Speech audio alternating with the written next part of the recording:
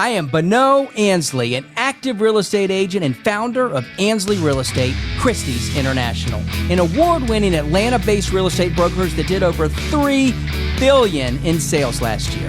And I'm Chris Tuff, one of the first advertisers to work directly with Mark Zuckerberg in 2006. I've since gone on to be the best-selling author of The Millennial Whisperer and Save Your Asks. And this is Brokering Billions. This podcast is about uncovering the hustle, perseverance, mindset, and tricks that are used by the top real estate agents in the country to help you take your business to the next level.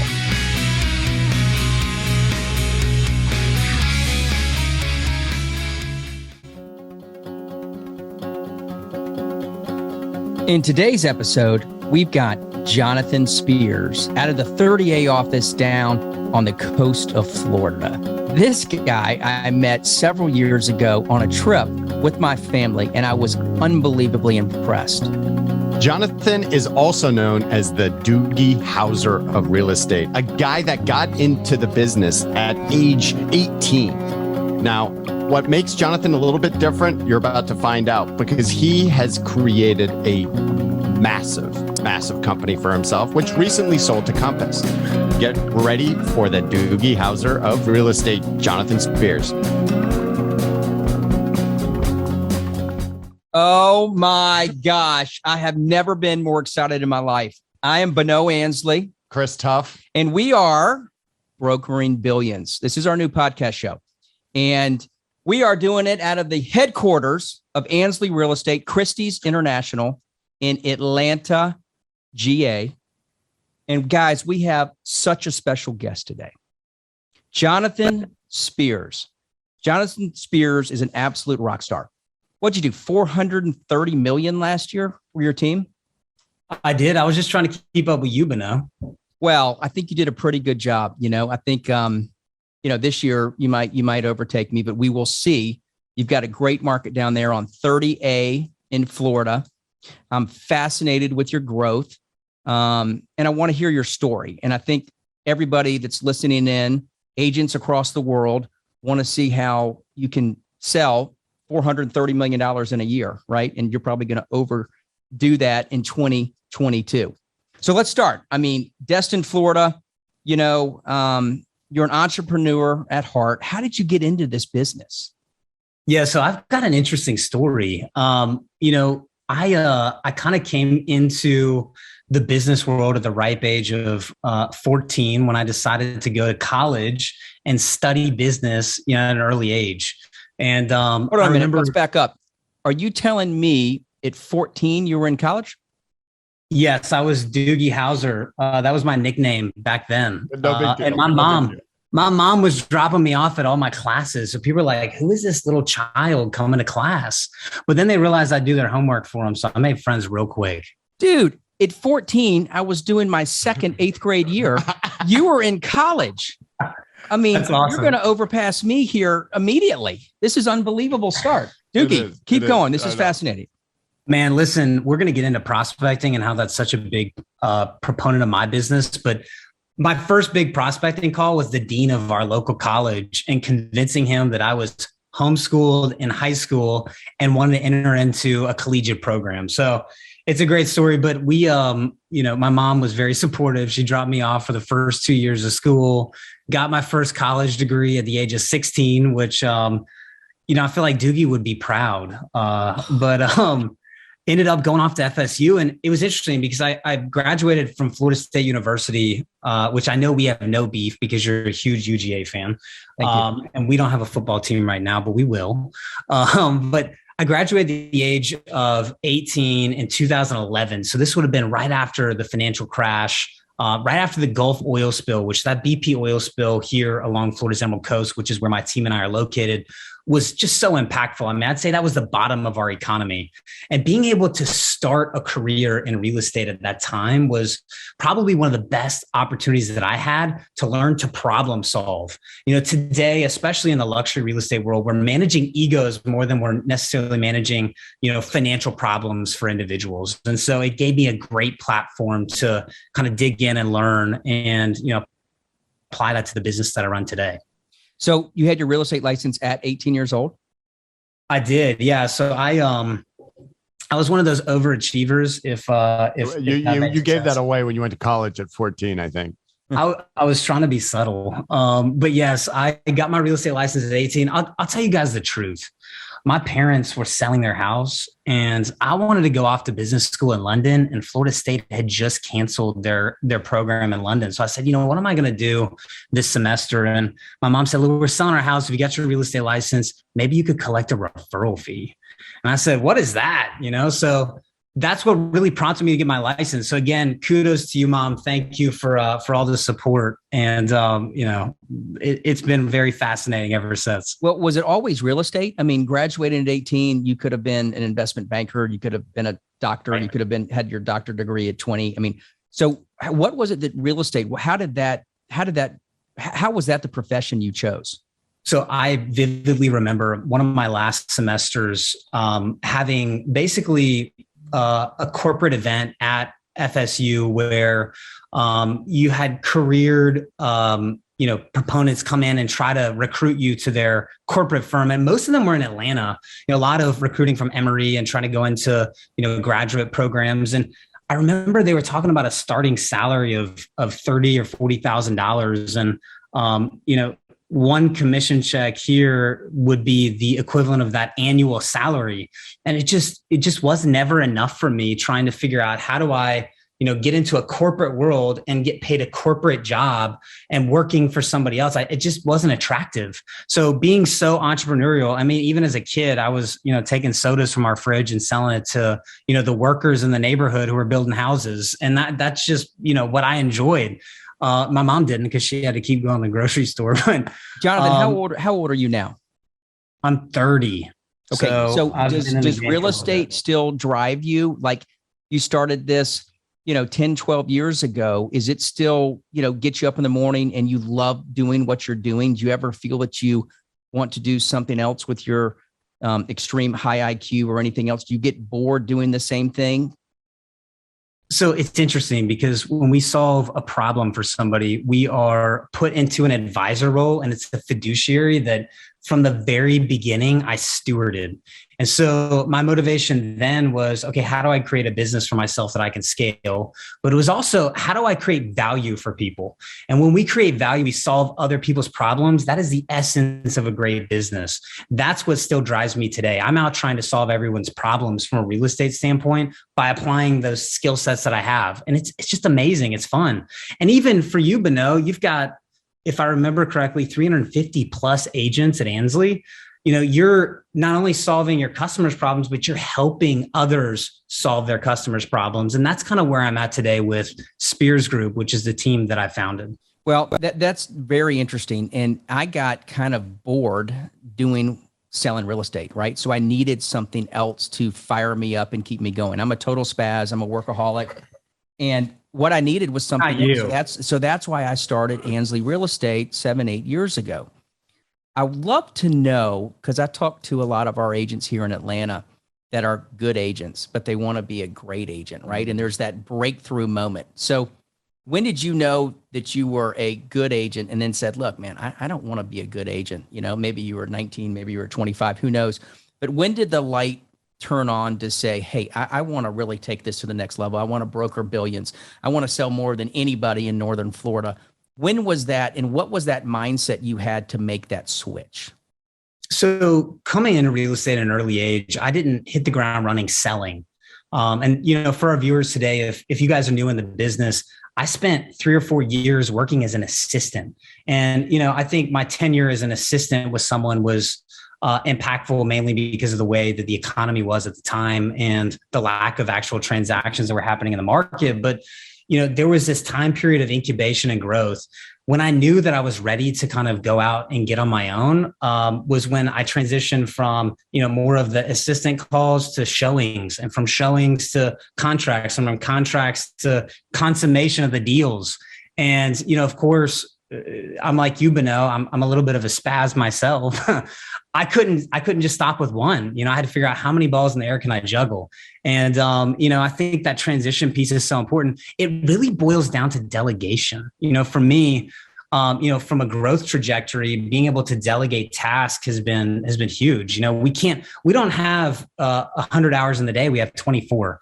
And how we spend the hours that we're actually working are so impactful and important. And part of that is delegating tasks. That's amazing. I mean, and I mean, is it adequate to say that you're just naturally an overachiever? Is this true, Jonathan? You're right. Yeah, my Peloton stats would give me away, but yes, definitely. Okay, that's where it gets dangerous. That's where it gets dangerous and somewhat competitive. Is that adequate? Very. Yeah. Yes. Yeah. If somebody else is doing something that we're not, we look at them and you size yourself up. You figure, all right, how can I go the distance? Yeah. What's your Peloton how can I do it better? Name for those listening that are on Peloton? Spears Group, of course. Okay, of course it is. You always branding. Always buddy. be branding. Always branding. All right, so ABB.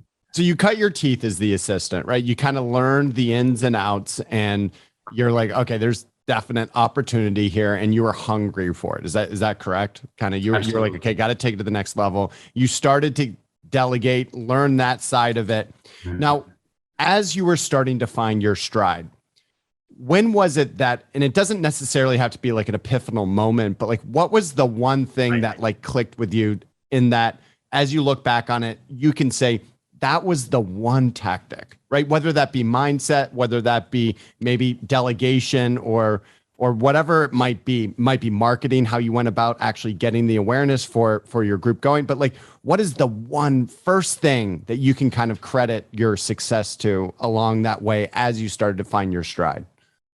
So I'd say the one principle that has always propelled my success is where you gravitate is what you cultivate. And for me, when I realized that I was hitting that stride, was when I was filtering my top sheet from top to bottom, and all I could focus on was what was at the top of the hot sheet. It wasn't what I was selling, but it's what I was most passionate about, what I was most interested in. Some of our listeners today, maybe you're interested in, helping veterans find houses. You really like working with the VA, or, maybe you're interested in first-time home buyers, or, maybe there's just, a certain niche in your community that you fit best in. For me, it was luxury real estate. That's just what I gravitated towards. The architecture, the design, all of the aspects of kind of putting a transaction like that together. And being focused in one area is not a bad thing. I think, with social media, especially, we kind of look at this fire hose of information and we try to, consume it all. And I think there's a danger there, because when you try to be everything to everyone, you're not great at one thing. Focus on being great at one thing. I've got a question for you. So starting off 18 years old, then you get 20, then you get 22. Like when I was 22, 24, I still look like I was 16, right? Oh my gosh. And how did you break that barrier as a 22-year-old? Yeah. To go sell a $2 million or a $4 million house where you've got some big ego guy just sold his business, buying a second home on the beach, and you're sitting there, 22 years old, think you know everything, right? But this guy's older. You're trying to get in and sell him something. Talk through how that works. So Bonneau, growing a beard really helps. I still can't grow a beard. This thing hadn't come off since it showed up. So it was like all straggling, just trying to. That's cool though, right? Exactly. So you dressed the part, right? You had a beard, you had some facial hair. Yeah, I mean, honestly, that came later, right? It wasn't there when I started at 18, certainly not to this degree. I went from Doogie Howser to Babyface, right? So I would show up. When I first started, I drove a Honda Element. It was maybe the most uncool car that there ever was in real estate. And I showed up with billions driving an Element. Hold up. For all you guys out there. But if you're driving an Element now, you can upgrade and then broker billions. Yeah. So I showed up on my toaster car, very lowly equipped to handle transactions. I had to learn. So when I talk about, where you gravitate to what you cultivate, that also it brings in information into play. So I started learning that the stories of why people transact are so important in the marketplace. And when I had that one opportunity to get a luxury home buyer, which is what I started working with at first, on the phone, I could articulate information to them that they weren't getting off of newly minted Zillow or realtor.com. And that provided value. And they didn't care how old I was. They heard value coming out of my mouth. So once that initial shock of how young I looked wore off, I didn't carry myself like I was 20 years old. I carried myself like an advisor that had been seasoned in the business. And, I still do that to this day. I love that. I think for the agents out there that are trying to take nuggets away, right? You've got a team now of 9 people, right? When did you start to hire your first person, your first assistant? How old were you? How much volume were you doing? When did you get your second? And now you have this team of 9, right? Love to kind of get into the structure of your team, who does what and why, and when an agent should get somebody to help them. Definitely. Yeah. And there's actually a very clear trajectory. Right now, Spears Group is comprised of 9 agents as well as 6 support staff. So it's almost 1-to-1, which is great. But there's very strategic support staff members that we have. The first person that I ever hired when I went from Jonathan Spears to a Spears Group inception was when I hired my first assistant. And that assistant, her name's Sarah Mallett. She's an absolute badass. She is still with me today. And this will be our 8th year together. So when I hired her originally, it was because I just had this overflow of tasks that I was doing that I realized, okay, listen, if I could get focused on, 2 or 3 tasks that I'm best at, and Sarah kind of handles the rest, especially like, contract paperwork or organizing the back ends of our system, like very, basic tasks that I was spending my time doing. If I took myself out of that position and I focused on prospecting or cold calling or whatever it was that, was producing business, that was going to be the best, trajectory for my business. And she was unlicensed, correct? She actually was licensed. Okay. I was so fortunate. She could open doors for you. If you're Yes. showing a buyer, she can go open a listing you have, show that piece of property. Absolutely. How much volume were you doing when you hired your first assistant? I did 24 million. Gosh, so let's see. I joined the firm I'm with today. I was 23. I did 23 million the prior year. When I hired Sarah, we doubled it to 46 million. Awesome. And then that was at 23. So 22, then 23 and 24, I became the market leader here and doubled our business, that year as well. And so honestly, got close to 50 million, right? And you're like every other agent that's listening. January 1st, you start back at 0, right? You come at 0. You come through a great year, 24 to 50 million or whatever it is. You're sitting there January 1st. What's your goal at that point? To double again? My goal was to double. Yeah. And also beyond just doubling, when I looked at doubling, when I started, my average price point was like 600,000 or 700,000, which I'm in a resort market. It's second home, investment property. We're not selling shelter. This is not a primary residence. These aren't need to have properties. So the price point tends to be higher.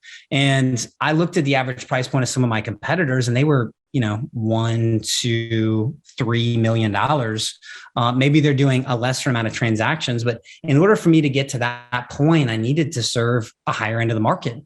And so when I set back to 0, I got very focused on a higher end of the market. And, that slowly trickled forward. Well, go ahead, Chris. So Jonathan, one of my favorite things to talk about are your secrets to prospecting, right? And I recently published a book called Save Your Asks, which is all about how to better network and sell by actually going in with connection first. There's no better example than real estate agents and actually Bonneau. And one of my favorite stories about Bonneau is as he tells me about what he did with, you want to tell that story quickly with the valet parkers? Oh, well, look, just like you, Jonathan, I have so much of a supporting cast that's outside of my initial team of 9, right? Absolutely. I've got the valet guy at the steakhouse. I got the haircut guy. I've got, all kinds of different people that when somebody's in town talking about real estate or pulling into the steakhouse in a Ferrari, my guy's going to put an Ansley collection in their passenger seat with my card on it, and I give that guy $100 every time I see him, right? So everybody's selling out there in the marketplace for me. Right. And just like you, I doubled my business every year. and you got to have that mindset January 1st to say, okay, I'm a $50 million agent. I want to be a $100 million agent. Right. You need to start acting like a $100 million agent on January 1st. What does that mean? Well, it probably means hire a new person on your team that can support $100 million. It's spending money like a $100 million agent and that kind of thing. Correct. And you need to learn how to delegate. I mean, I think that you do a great job, and I'm a good delegator as well, because I can't do all the things that I'm supposed to do in a day without having very qualified people to do it. So if somebody asked me my superpower, I would just say, look, I'm smart enough to know how dumb I am. Okay. So back to what you said, you do a couple things really, really good. I do one thing really, really good, which is about 10% of the process. And that's connecting and showing property and figuring out, hey, this guy's probably good for this house over here, connecting the dots and showing the house with energy and enthusiasm, right? Right. What's your superpower? Yeah. So it's interesting you talk about being, a master of puzzles, right? You're a matchmaker. For me, it's also being a connector. And part of being a connector is, connecting yourself to people who are smarter than you, especially in the areas that you're weak at. Connecting your clients to great properties, especially properties that they may never see, on a consumer facing site like Zillow. And for us, that builds relationships. So one thing we haven't necessarily touched on is the core of our business are relationships, relationships with our staff, relationships with our clients, relationships in the community as a whole, especially with other agents. We should be collaborators, so how do you get to that point? And, for me, being a great connector is part of building great relationships. Well, everybody has competition in the marketplace, right? So, you do a really, really good job where you are, right? Northern Florida. But there's guys on your heels, man. They're guys that want to overtake you. They probably didn't graduate high school at 14. But how do you stay ahead of the competition, and how do you keep your clients coming back to you day in and day out? So a couple things, and they really can be answered in one thought process, and that's by playing a long game. We talk about how we reset to zero, in January, but really your January is determined by your December.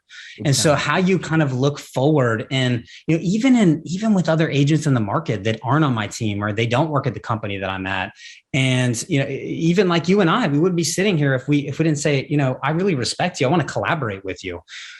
Being able to have that emotional intelligence to bring people together, it's so instrumental for our business.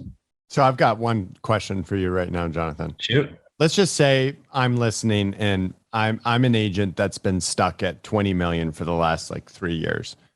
Right. Outside of some of these larger things, right? With the delegation, understanding your strengths and weaknesses, the importance of outsourcing and building that ahead of the curve.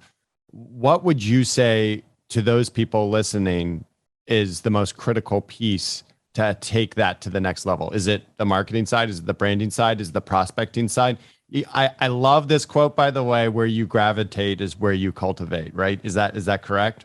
So true. Yeah. Where you gravitate is what you cultivate. So what's your one piece? If that person's sitting next to you right now, what's that one piece of advice you're going to give them given your experience? It's interesting you talk about a plateau. If you're an agent and you've done the same business the last 3 years, and maybe even you've done the same level of business that the market's done with inflation, right? So, I had someone come in and audit my business. I would encourage you, audit the hours in the day that you're spending your time. How are you spending your time? When you start auditing your task list, you are going to find inefficiencies that help you go to the next level. There's another great book out there that talks about incremental wins. You want to focus on the incremental inefficiencies that you can change that will yield a greater result as time goes on. Again, we're playing, or we're running a marathon. We're not playing a short game. So focus on those tasks that you can delegate elsewhere and focus on the things that you're great at to bring in business for your company. So going back to delegating, right, and team building, right? Because you can't do $430 million without having a team. Well, you can, but maybe you graduated high school when you were 12 if you can do that. So exactly. going back to the team side, right? For my team, I typically do a personality test. And Yes. this personality test can dictate where this person should fit on the team. Chris, will you speak a little bit about the personality test? Because you've really helped me and my team dive in. We do the test. We've actually got a real estate test that we're going to pass on to our listeners through Brokering Billions. That's going to tell you, A, what kind of agent you are, Jonathan, what kind of agent I am through this real estate test that we're developing. But then being able to give that test to people that you're going to hire onto your team and see where they fit best. Yeah. So one of the things I keep hearing from you, Jonathan, is this role of delegation. And the same thing with all the time that I've been spending with Bonneau. And as I look around, right, it's outsourcing your weaknesses.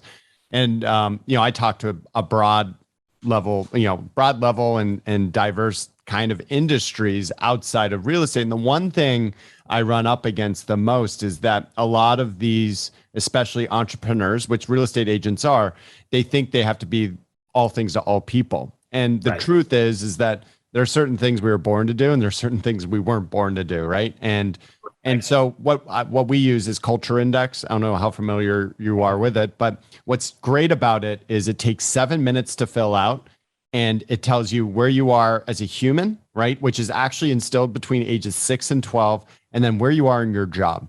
And we can look at that disparity and see where that person is unfulfilled or where the mismatch is, or it might be the opposite where everyone's aligned. And so, for someone like yourself, right, there's a reason why you're so good at the prospecting side and the building side, right? Because those are playing to your strengths. But once we understand what our weaknesses are, you find someone that actually has that natural profile to then fulfill that. And you find place. the best person for that spot. So you have a superhuman team, right? So you got everybody in that spot that's, like for instance, my person that does close contract to close, she's at home doing it. She doesn't leave the house and she is incredibly detailed. So Chris, kind of speak to to my index, and then how my team's kind of brought down. So I think that's incredible. I love it.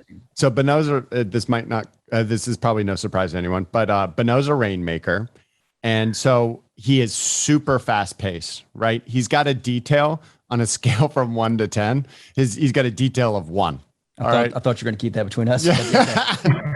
But once again, by looking through that, there are certain things that there's a reason why Bonneau has thrived in real estate, because he was born to essentially be a real estate agent. But in order to get those deals done, Bonneau could have gotten stuck at 20 million like a lot of these other agents, but he learned the importance of that delegation with that detail of 1. He needed the right team to actually move super quick. But I hired somebody with a detail of 9. Yeah, to fill that role. Right? So from that standpoint, guys, listeners out there, we're going to give you guys the tools to do this index to figure out and best process your team, which I think is incredible. Yeah.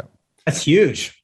Yeah, we do the same thing. I mean, you've got personality assessments, but when you put people together, let's say you put 2 people together, their cultural fit has to be a perfect fit, or they have to be willing to work towards an ideal goal. I think if you guys are out there and you've maybe started a small team, maybe you've already got an assistant, or you've got an agent that's working with your buyers, or you're just in kind of this next or this in between from the next level growth. Really hone in on your culture. Find an identity for why you're starting that team, and figure out what you're serving and why you're serving. Focus on your why and putting that together. I mean, this tool that you guys are offering is incredible. I can't wait to check it out. Well, we'll put you through it. Well, it's interesting. About 8 or 9 years ago, when I was just starting as an agent, I had a listing appointment and I talked to this gentleman and I gave all the reasons why he should hire me. Hey, I'm a great marketer. I live in the neighborhood. I know everything. And he asked me some questions. He said, hey, what's my house worth? I said, well, your house is worth $600,000. He says, well, how do you know that? I said, I just know, I know the neighborhood. I know the stuff, and your house is going to sell for $600,000. So he calls me the next day and he says, hey, man, you were great, but you didn't give me any factual data to support why my house is worth 600 grand. I was hitting only one side of his brain, right? And it turns out the guy was an actuary. So he was a very analytical guy. Ooh. So he goes, look, man, you had me at this, but then you lost me on the analytical side. So I then hired an assistant who had an analytical brain. Again, hired out through the culture index to find somebody to take that position. So when I'm in a listing agreement now, or excuse me, in a listing presentation now, I go through everything. I do the good old boy network that I do, the funniness, and make them feel good and comfortable around me. And then I give them the analytical side to show, hey, your house is this price per square foot. It's this size compared to this over here, and do some I don't do the calculations, but I have all this set up. So I hit all the different sides of this guy's brain or whoever I'm going to talk to, because I don't know how their brain works. And I want to make sure that I'm speaking to them appropriately. Yeah, definitely. And, it's interesting because as salespeople, we're intuitive, right? Or we should be. When you're in that situation, you can typically read what's important to your customer. Some people are type A personalities, like just spit it out. Like tell me exactly what you think my property's worth. I always find that delayed gratification of putting everyone through the process, it always, equals out to the same result. And for us, we've got a similar process. The meet and greet, I want to get to know your home, and then bringing them to our office or bringing them to a point where we're going through data together. Let me just explain to you the market. I always tell a seller, my job is to educate you on the market. Your job is actually to price the house. I basically give you a range from, $1 million to 2 million, or some type of range, a little bit more focused, that they can decide for themselves where they fit on this curve. And it works great in an ascending market. It works great in a flat market. It works great in a descending market. Giving that collaborative, objective approach is always it's always going to win out. So Jonathan, how do you keep, you did 429 million last year, right? We're rounding up to 430. But yeah. Well, we'll do 430. Yeah, okay? come on. So how do you keep your team motivated, right? You hit these ridiculous numbers, and right.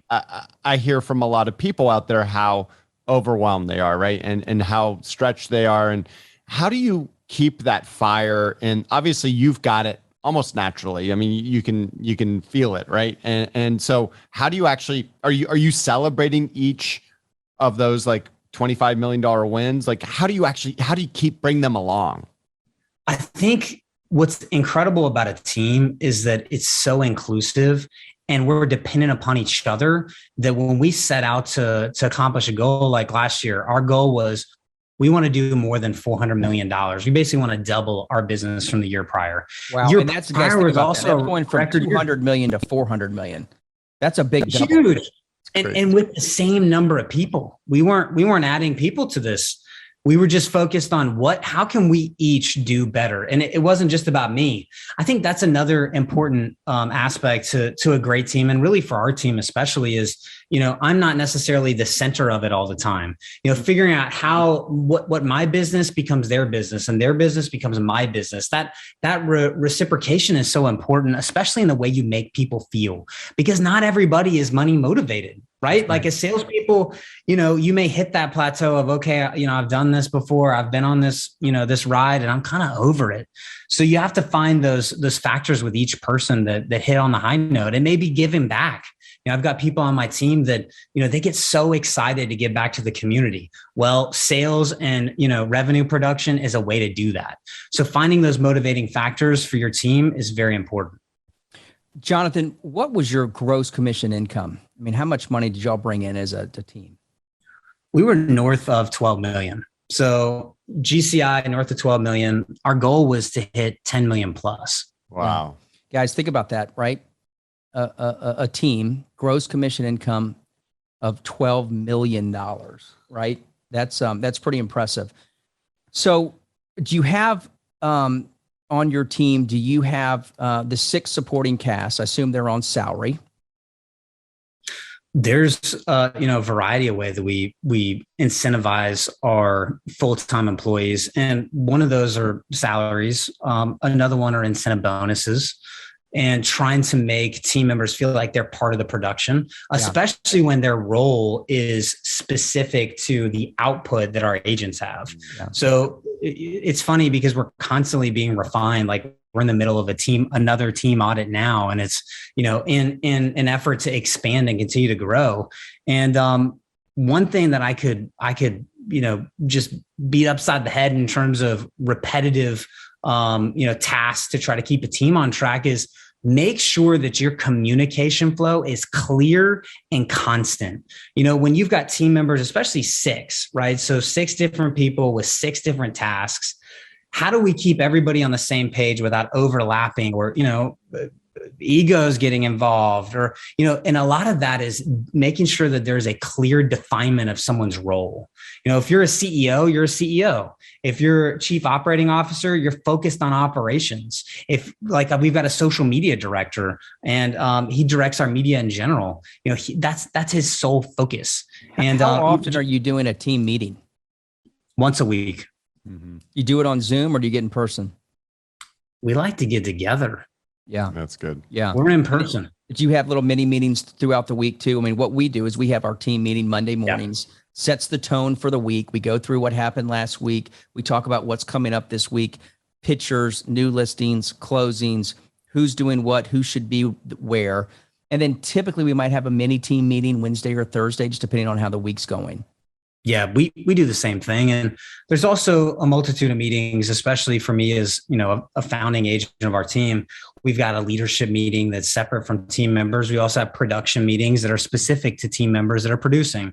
So it's really specific, but our all team member meeting is, once a week.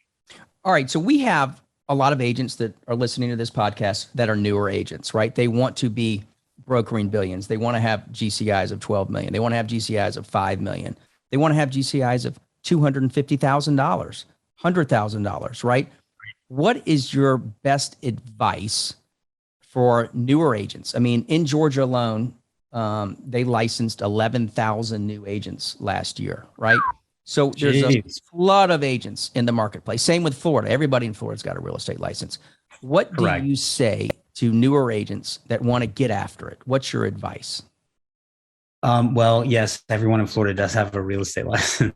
But what's funny is new agents that want to be full-time agents, the advice that I would give them is, not only to remain focused, but also to focus on what matters most to you in terms of your income, like your why. Connect that income piece to a why. Like my brother, he's 5 years younger than me. And I'm sure you guys have worked with family members before, but like sometimes I could just take him under my arm and, give him a little noogie, but he's like an overachiever in the sense that he's on step 1, but he wants to be on step 30, in the blink of an eye. And I think a lot of that, that immediate gratification is part of our cultural society, especially with TikTok and people's attention spans.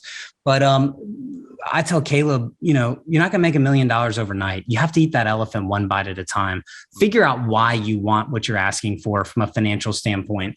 If you can connect the two, you're going to be able to achieve your goals. When you just say, I want to make $1 million and make $1 million, there's no meat or substance behind that goal. Yep.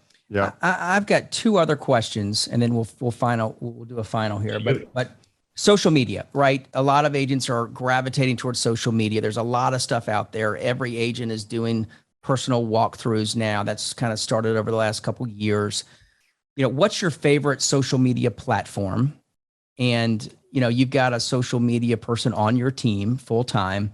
What advice can you give agents out there to keep the social media presence alive? Do you think it's important? And have you sold houses through your social media presence? So first of all, my favorite platform is Instagram. I love Instagram stories. I think I communicate more with people on Instagram than I do like text messages. So my Instagram messages are things that I check all the time. So if you guys want to message me, I'm at Jonathan M as in Michael Spears on Instagram. Producer Tyler will have that running through the yes, let's do it. And at Spears Group is, our company page. But for me, being able to have an opportunity to display my lifestyle, display the lifestyle, the markets that we're selling in an immediate and gratifying way is, unlike anything we've ever seen, right? So most people 20 years ago would take an ad out in a newspaper or they'd, put a commercial on television. We have a global connection in our pocket to reach an audience in an immediate and very gratifying way. And we've really got a short amount of time to do so. I think Instagram videos on stories are 15 seconds. Right. So for me, Instagram is my greatest marketing platform. Not only is it a marketing platform, but it's almost like a prospecting platform or CRM, where once somebody's following me and once I'm following you and we're connecting with each other's posts, I'm able to kind of keep up with you, and it reminds me to check in with you. And so I would really use your social media as a tool to stay in touch and stay in touch in a meaningful way. Especially like when it's dead of winter, it's, below freezing in Atlanta, and it's, we're sunny at the beach. I'll send Bonneau a selfie and remind him that we're down here. So it's so interesting you bring that up. Like one of the things I do a lot of keynotes, or have been, around this new book that I published around how to better network and sell. And one of the things that I say, and was the most consistent theme of the 30 most successful networkers in the world that I interviewed for it, was that creating relationships is easy and sustaining them is difficult. Yeah, and I think this is such a key point that a lot of agents don't get, because they think that you're just going to post that beautiful run through or make it look like the MTV Cribs and it's just all going to happen.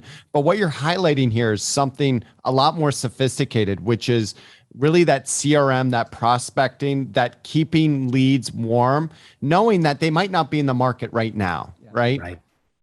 So I know we've had a lot of questions from our listeners about inventory, right? So all across the world, where people are watching this, in Costa Rica, in London, in California, we're all having inventory problems. I know you're having inventory problems. How are you going to keep your numbers up, Jonathan, from what you did in 2021? How are you going to still sell and have a great year this year in 2022 with the inventory shortage in your marketplace? So what's interesting, Bonneau, is we talked earlier about, do you ever get bored selling real estate? And I think a very natural progression for those of us that are, hyper educated, especially in one specific market, is development.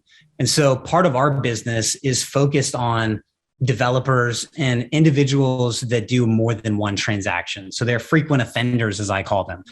So pro tip for everybody watching: if you want a customer that is a frequent offender in your market in terms of transacting, pay attention to who that builder is, on the house down the street from you. Or, if you start to see great product pop up that looks very similar, go after those guys, let them know you appreciate it. But for me, I've built my business on developers and personal development and kind of progressing in the market. So we're creating our own inventory, and at a very high level. I mean, we just had the Wall Street Journal cover the most expensive home in North Florida at $25 million. It's not only Spears Group's exclusive listing, but we developed it. So, being able to, awesome. Yeah, we're very proud of that. That's awesome. Being able to kind of pioneer the market and look for opportunities in a unique way, I think development is key. All right, Jonathan, we've got our final question. You ready for it? Let's go. All right. So what would you say to listeners is the most important characteristic for brokers to be successful in this business? What's that one? And I'm not going to tee up any suggestions, but when I say that, what would you say that characteristic is? Without hesitation, it's collaboration. So the best agents I've seen are the agents with an open hand, meaning they're not, kind of shielding their business from everyone and operating with this fear-based, it's me against the world mentality. But they look at, someone in the marketplace and they say, I want to collaborate. I want to go out of my way. We're going to become teammates. So even when I get opportunities with agents that I butt heads with in the market to do a deal, as soon as we start talking about a transaction, we're switching to collaboration mode. We're immediately focused on how can we help each other for the betterment of our customer. And I think that is the number one success trait for a great real estate agent. I love it. Jonathan, you've been absolutely amazing with your time. I know that the listeners got a ton of nuggets of your wisdom. Being a 30-year-old rock star, we're thrilled to have you on Brokering Billions. And we look forward to seeing you down in Florida. This is Bonneau and Chris Tuff signing off from Atlanta headquarters here at Ansley Real Estate.